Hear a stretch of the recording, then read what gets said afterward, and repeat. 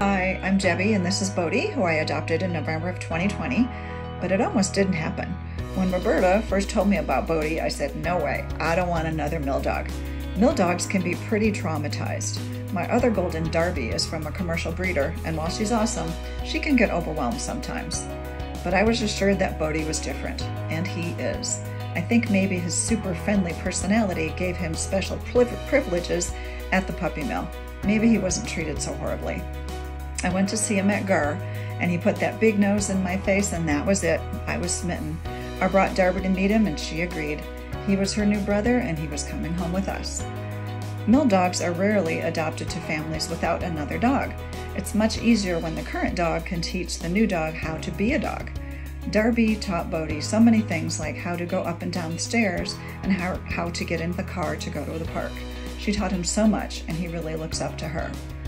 Bodhi is the most loving golden I've had, and he loves everyone he meets, and they love him. He hopes everyone who passes by and walks will stop to pet him, and since his tail is always wagging, they usually do.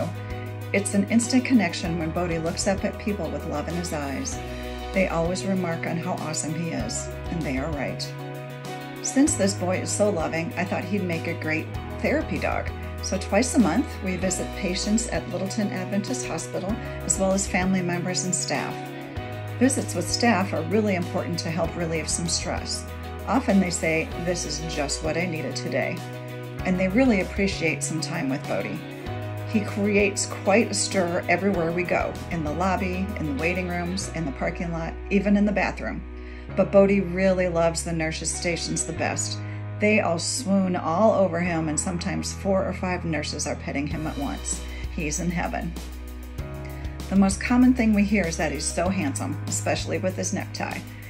And people let me know how much happiness he brought to them. He gets to bring people joy, laughter, and smiles, and in return, he gets petted, sometimes he gets treats, and he even gets hugs. It's a win-win. Patients get to forget about being in the hospital, if only for a short while. Bodhi also has business cards that we hand out and a blog too. I am so proud of him, and I get a lot of joy from these visits as well. I am so grateful to Gur, where I adopted Bodhi, and 4 other dogs over the years. I think I get the best dogs. Of course, everyone else thinks they have the best dogs too, and they are right. I love so many things about Bodhi, that he is so fun and goofy, that he follows me around and wags his tail when I talk to him.